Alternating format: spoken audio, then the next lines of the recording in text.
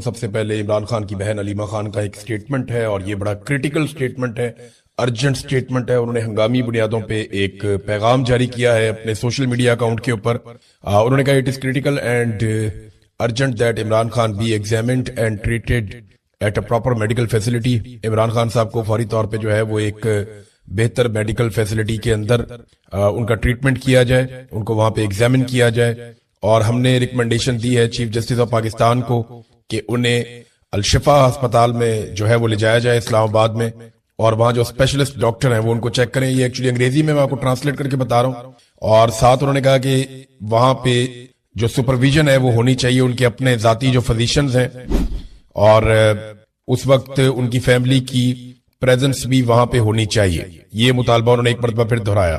انہوں نے کہا یہ لیکن بڑی بدقسمتی ہے کہ چیف جسٹس یحییٰ آفریدی نے جو ڈاکٹر نے وہاں پہ اڈیالہ میں جا کر ایک وزٹ کیا، اس کے اوپر انہوں نے اطمینان کا اظہار کر دیا، اور جبکہ فیملی اور جو ڈاکٹرز ہیں ان کے اپنے ہماری ڈیمانڈز کے حوالے سے کچھ نہیں کیا گیا۔ اور یہ کیا چھپا رہے ہیں، یہ سوال بھی انہوں نے اٹھایا، اور یہ بہت ایکسٹرا آرڈنری یہ ایفرٹس کی جا رہی ہیں حکومت کی جانب سے، اسٹیبلشمنٹ کی جانب سے، کہ عمران خان صاحب کو روکا جائے کہ ان کا پراپر ایگزامن ہو اور ان کے ٹیسٹ ہو اور یہ پتا چلے کہ ان کے ساتھ کیا ہوا ہے۔ اور وہ ڈاکٹر جن پہ عمران خان صاحب کا اعتماد ہے اور جو ان کے اپنے فیملی کے ڈاکٹر ہیں اور جو خود وہ ان کی فیملی ہے، ان کی موجودگی میں سارا کچھ ہو، لیکن اس کو روکا جا رہا ہے۔ اس سے بہت سارے سوالات جنم لے رہے ہیں۔ پھر انہوں نے یہ بتایا کہ گورنمنٹ اور ان کے منسٹرز نے کیا کیا اور کس طریقے سے انسسٹ کیا گیا فیملی کو، لیکن عمران خان صاحب کے علاج کے حوالے سے انہوں نے کہا جی کہ کوئی پراپر کیئر نہیں کی جا رہی، اور عمران خان صاحب کی سیفٹی کے حوالے سے ہمیں کنسرنز ہیں۔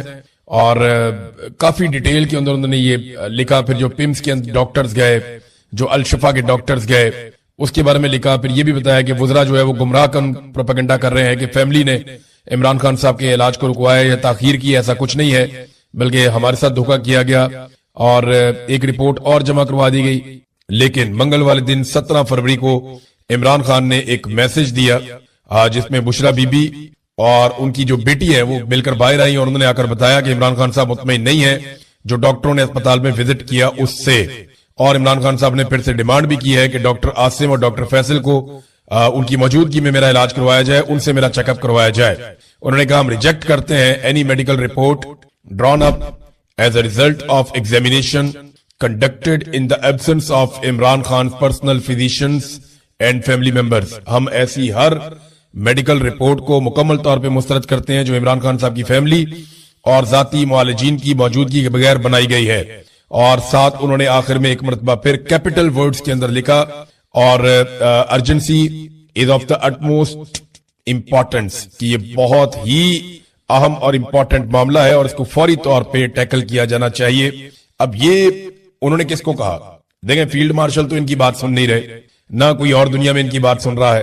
ایکچولی علیمہ خانم نے یہ پیغام پوری دنیا کی انسانی حقوق کی تنظیموں کے لیے، دنیا بھر کے میڈیا اداروں کے لیے اور دنیا بھر کے ان لوگوں کے لیے جو عمران خان صاحب کو سپورٹ کرتے ہیں ان کے لیے جاری کیا ہے، اور پوری دنیا کو بتایا ہے کہ سچویشن کیا ہے، اور پوری سچویشن کو چند پیراگراف کے اندر لکھ کر انہوں نے رپورٹ کر دیا ہے۔ عمران خان صاحب کو اب اسپتال کے اندر لے جایا جائے گا اور ان کو لانا پڑے گا، کیونکہ جیل کے اندر جو یہ انجیکشن لگنے کا عمل ہے یہ بہت مشکل ہے۔ ایسا ممکن نہیں ہے کہ جیل کے اندر یہ بڑے آرام سے ہو جائے، یہ عمران خان صاحب کو اسپتال ہی لانا پڑے گا، اور یہ کس اسپتال میں لے کر جائیں گے اس کے بارے میں ہم کچھ کہہ نہیں سکتے۔ فیملی جو ہے وہ الشفا انٹرنیشنل ہاسپٹل اسلام آباد کے بارے میں بضد ہے، وہ کہتے ہیں وہیں پہ لے کر آئے، کیونکہ وہاں پہ سب سے زیادہ فیسلٹیز ہیں، یعنی اڈیالہ جیل کے قریب جس اسپتال میں سب سے زیادہ سہولتیں ہیں، جو سب سے شاندار ہاسپٹل ہے اس قسم کے معاملات میں، وہ الشفا انٹرنیشنل ہاسپٹل ہے۔ لیکن حکومت اور اسٹیبلشمنٹ کچھ اور کرنا چاہتی ہے، اور وہ نہیں چاہیں گے کہ عمران خان صاحب منظر عام پہ آئیں یا ان کا کوئی سٹیٹمنٹ سامنے آئے، تو یہ ایک عجیب و غریب سچویشن ہے۔ دوسری جانب پاکستان تحریک انصاف نے جو اعلان کیا کہ عمران خان رہائی امن فورس وہ بنائیں گے، اس کے حوالے سے بالکل خاموشی ہو گئی ہے۔ پاکستان تحریک انصاف کے اندر سے ہی مخالفت پیدا ہوئی، اور یہ جو ایک امید پیدا ہو رہی تھی کہ تحریک انصاف ایک نوجوانوں کی بڑی فورس بنائے گی جو عمران خان صاحب کی آزادی کے لیے کوئی رولا شولا ڈالیں گے، لیکن یا کوئی حکمت عملی بنائیں گے، ابھی فی الحال اس کے اوپر خاموشی ہے۔ دیکھنا یہ ہے کہ ڈسکشن کے بعد یہ کام کیا جا سکتا ہے یا نہیں کیا جا سکتا، کیونکہ عمران خان صاحب کو رہا کروانے کے لیے فیصلہ تو سڑکوں پہ ہوگا، عمران خان صاحب کہتے ہیں، یا پھر عمران خان صاحب کو اور ان کی فیملی کو ڈیل کرنی پڑے گی जिसके लिए इमरान खान साहब तैयार नहीं है, और जो शराइत इमरान खान साहब रखते हैं वो बड़ी सख्त है। अब देखें, ये एस्टेब्लिशमेंट ने सोचना है, इमरान खान की शराइत जितनी भी सख्त हो, पाकिस्तान को उनसे नुकसान नहीं पहुंचेगा। वो मांगते क्या है? वो कहते हैं फ्री एंड फेयर इलेक्शन आप करवा दें और आप हर मामले की इंक्वायरी करवाएं, या आप जुडिशियल कमीशन बना दें, चाहे 9 मई है चाहे 26 नवंबर है, जो वाकयात भी हुए उनकी अब तहकीकात प्रॉपर तरीके से करवा दें, इंसाफ और कानून के मुताबिक। अदालतों पे दबाव डालना छोड़ दें, बेगुनाह लोगों की कैद खत्म कर दें, और ये जो आपने मुदाखलत की हुई है सियासत के अंदर, हर चीज के अंदर, ये मुदाखलत खत्म कर दें, वो एस्टेब्लिशमेंट को कहते हैं। ये चीजें पाकिस्तान को डिलीवर करेंगी। लेकिन मुझे नहीं लगता कि इनका ऐसा कोई इरादा है एस्टेब्लिशमेंट का। जिस तरीके से पाकिस्तान में लग्जरी तैयारे आ रहे हैं, इन तैयारों के बारे में मैं चंद चीजें आपको बता दूं। एक तो ये बहुत तेज तैयारे हैं, ये बड़े लंबे ट्रेवल कर सकते हैं, यानी ये तैयारे तो छोटे हैं लेकिन ये बड़ा लंबा सफर कर सकते हैं। बाद तैयारे ऐसे होते हैं उनको बार बार फ्यूलिंग की जरूरत पड़ती है, ये उन मामलात से आगे के तैयारे हैं। इनकी रफ्तार भी अच्छी है, ये लग्जरी भी बहुत है, इनका सफर भी बहुत महफूज है। तो ये वो तैयारे हैं जो नॉर्मली लेकर भागने के काम आते हैं। अब जिस तरह एक तैयारा मनसूब किया जा रहा है, कभी मोहसिन नकवी से, कभी आर्मी चीफ से, कुछ और लोगों के पास भी पाकिस्तान में तैयारे हैं। वजीर आजम जो है वो भी तैयारा रखते हैं, दीगर लोग भी तैयारा रखते हैं, सिंध वाले जो है उनके पास भी तैयारे हैं, जरदारी साहब जो है वो भी तैयारा इस्तेमाल कर सकते हैं। इसी तरह पंजाब में मरियम नवाज ने भी तैयारा हासिल कर लिया है। फैमिली के 10, 12, 15, 17 लोगों को लेकर निकलना उनके लिए भी कोई मसला नहीं होगा। ऐसा लगता है कि भागने की तैयारियां हैं, जिस तरह तैयारे ये इकट्ठे कर रहे हैं। बहरहाल इन तैयारों के पैसे किसने दिए, कहां से आया इतना पैसा? क्योंकि पाकिस्तानी तो गरीब है, पाकिस्तानियों के पास तो पैसा नहीं है, यहां रोटी खाने का पैसा नहीं है, आधे पाकिस्तानी गुर्बत की लकीर से नीचे है। तो इन पाकिस्तानियों के पास तो इतने पैसे नहीं है कि ये तैयारे लेकर आए। तो इन्होंने पैसे कहां से दिए? इन तैयारों के कर्जे ले लेकर दिए। हालात ये है कि पंजाब, जहां पे मरियम नवाज की हुकूमत है, यहां पे इस वक्त कर्जे पहुंच चुके हैं 1700 अरब रुपए से जायद। ये उस्मान बुज़दार के दौर में 900 अरब के आसपास थे, कहीं पे इससे ज्यादा थे, 900 अरब से ज्यादा थे। ये बैरूनी कर्जों की मैं बात कर रहा हूं। और अब जो है वो बैरूनी कर्जे पहुंच चुके हैं लगभग 1700 अरब तक, यानी 1705 अरब तक पहुंच गए। 1705 अरब तक ये पहुंच गए।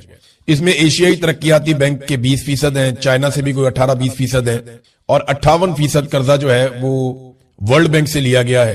तो मरियम नवाज ने टका के कर्जे लिए हैं। वो ऐसे कि पंजाब की टांगे कांप रही थी। जिस तरह पंजाब हुकूमत परेशान है, जिस तरह एस्टेब्लिशमेंट परेशान है, जितने पंजाब में छापे मारे गए, जितनी चादर और चार दीवारी का तकद्दुस पामाल किया गया, अजीबोगरीब पुलिस हरकतें कर रही है, यानी एडवांस में मुकदमात भी दर्ज किए जा रहे हैं, लिस्टें बना बना के कारकुनों को गिरफ्तार किया जा रहा है। कई जगह पे दूसरी जमातों के कारकुन भी गलती से गिरफ्तार हो गए। वो फजल रहमान साहब की पार्टी के लोग धमकी दे रहे थे कि हमारे लोगों को ना छोड़ा तो हम ये कर देंगे और वो कर देंगे।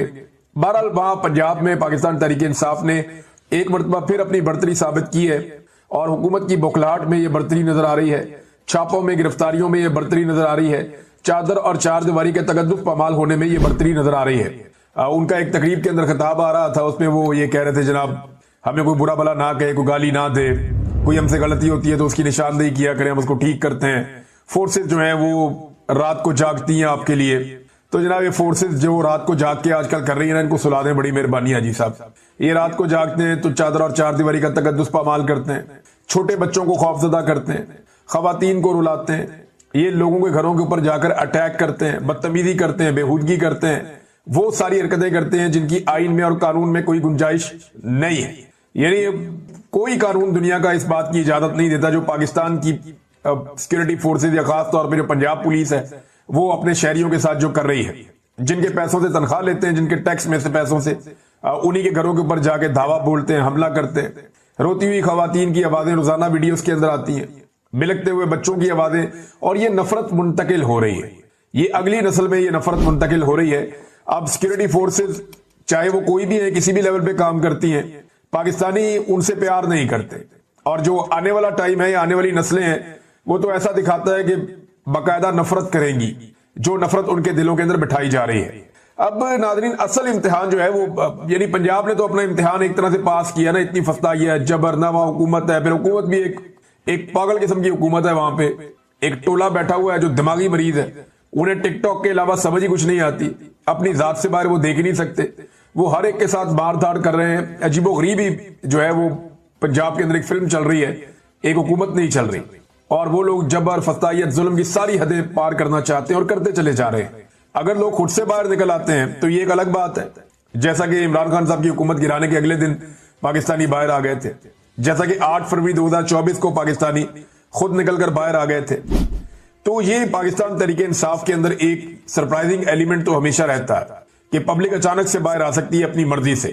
اور اس کے باوجود پنجاب میں ہم نے دیکھا کہ عمران خان کا خوف ہے, پاکستان تحریک انصاف کا خوف ہے, لیکن خیبر پختونخوا میں جو حکومت ہے اسے کسی کا خوف بھی نہیں ہے. اور وہاں پہ جو عوام ہے وہ نکل بھی سکتی ہے, ان کے اوپر کوئی ظلم جبر اور کوئی ایسی چیز نہیں ہو رہی. نمبر 1, عمران خان صاحب کی حکومت کو ایک سازش کے تحت ختم کر دیا گیا, گرا دیا گیا, اور اس کے لیے پوری منصوبہ بندی ہوئی تھی, وہ آپ سب جانتے ہیں. نمبر 2, عوامی رد عمل کو طاقت سے کچل دیا گیا, کیونکہ جب عوام نے کہا کہ یہ حکومت غلط گرائی ہے, ان کا رد عمل آیا تو اسے طاقت سے کچلا گیا. انسانی حقوق کی بدترین پامالیاں کی گئی, لوگوں کو آنسو گیس سے مارا گیا. جو لوگوں کے ساتھ ظلم جبر اور فسطائیت ہوئی ہے وہ اس کے بعد ہوئی. کرپٹ ٹولے کو لا کر اس کے بعد مسلط کر دیا گیا.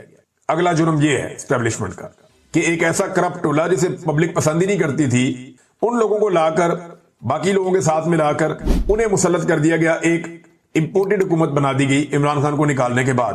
اس حکومت نے آنے کے بعد عوام کو تباہ و برباد کر دیا, معیشت کو اور ملکی حالات کا کچوبڑ نکال کے انہوں نے رکھ دیا. یعنی کسان سے لے کر مزدور تک اور تاجر سے لے کر بڑے بزنس مین تک سارے کے سارے برباد ہو گئے. پاکستان کے اندر عام آدمی کی زندگی اجیرن کر دی انہوں نے, اور مہنگائی کے ہاتھوں اور بڑھتی ہوئی قیمتوں کے ہاتھوں IMF کے آگے انہوں نے ایون پورا ملک گروی رکھ دیا. یہ انہوں نے کیا, اور پاکستان کے سب سے مقبول ترین لیڈر پر سینکڑوں مقدمات بھی اس کے بعد انہوں نے بنا دیے, کیونکہ عمران خان صاحب قابو نہیں آ رہے تھے. پھر ان کی گرفتاری ہو گئی اور سخت ترین جیل ان پر اور ان کی اہلیہ پر مسلط کر دی گئی. اس کے بعد 8 فروری 2024 کا الیکشن ہوتا ہے, اور عوامی شعور اور مینڈیٹ کی بدترین توہین اس میں کی گئی. یعنی لوگوں نے ووٹ ڈالا کسی اور کو, 17 سیٹوں والوں کو لا کے اقتدار میں بٹھا دیا.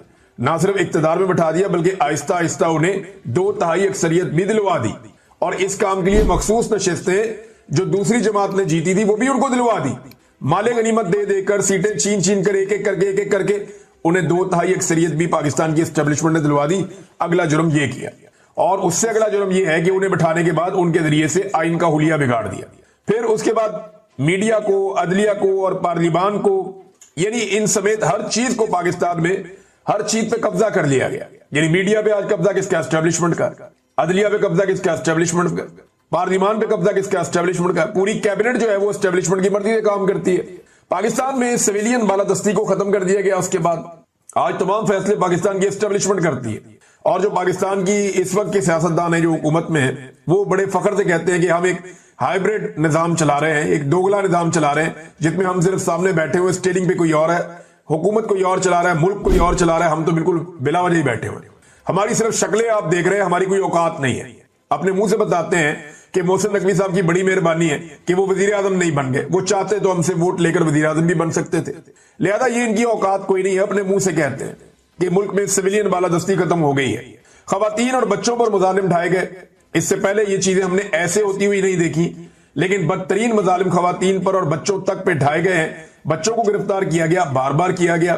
خواتین کو گرفتار کیا گیا, ان کی بے حرمتی کی گئی, انہیں پریشان کیا گیا, سڑکوں پہ گھسیٹا گیا, یہ بھی ان کا جرم ہے. پھر انسانوں کو گولیاں مار کر قتل کیا گیا, اور ایک مرتبہ نہیں کئی مرتبہ کیا گیا. 9 مئی کو ہوا, 26 نومبر کو ہوا, اور لگاتار یہ سلسلہ ہوتا جا رہا ہے. خیبر پختونخوا میں اکثر لوگ احتجاج کے لیے نکلتے ہیں, سیدھی گولی چلتی ہے, لوگ شہید ہو جاتے ہیں. بلوچستان میں ایسے واقعات ہوئے ہیں, تو یہ افسوسناک واقعات بھی ہو رہے ہیں. پھر یہ جو رجیم بنا, اس میں ڈرون حملے نہیں روکے گئے, بلکہ ڈرون حملے کیے گئے, شدت کے ساتھ کیے گئے, اور دہشت گردی کو نہیں روکا جا سکا. دہشت گردی میں لگاتار اضافہ ہوا ہے. پاکستان کی خارجہ پالیسی کو بیرونی اشاروں کا محتاج بنا دیا گیا ہے. آج جو امریکہ کہتا ہے وہی ہم کرتے ہیں, جیسا حکم آتا ہے ویسا ہی ہم کرتے ہیں. ایک اور چیز جو کی گئی پاکستان کے ساتھ, جو ایک بہت بڑی زیادتی ہے, پاکستان کے عوام کا اداروں اور ریاست پر سے اعتماد ختم کر دیا گیا. ایک بددلی پیدا کر دی گئی. بڑی تعداد میں لوگ پاکستان چھوڑ چھوڑ کر چلے گئے, اور آدھے پاکستانی لگ بھگ اس وقت غربت کی لکیر سے نیچے زندگی گزارنے پر مجبور ہے. یہ ان کے وہ جرائم ہیں جن کے خلاف پاکستان میں احتجاج ہونے جا رہا ہے. اس احتجاج میں تمام طبقات کو, تمام لوگوں کو کھڑے ہو کر حصہ لینا چاہیے جو لوگ اس سے متاثر ہیں. لیکن دیکھنا یہ کہ پاکستانی کب نکلتے ہیں, کیونکہ اسٹیبلشمنٹ کے خلاف نکلنے کا فیصلہ پاکستانی جب کریں گے تب پاکستان کی صورتحال بدلے گی. اس سے پہلے تو کوئی امید نہیں ہے. عاصم منیر نے 9 مئی کا فالس فلیگ آپریشن ملک کی مقبول ترین پارٹی تحریک انصاف کو کچلنے کے لیے کروایا. सीधा सीधा इमरान खान साहब ने कह दिया कि 9 मई आसिम मुनीर ने करवाया था। ये अब बड़ा स्ट्रेट अवे आ गए इमरान खान साहब आसिम मुनीर साहब के ऊपर, हेड ऑन ले लिया।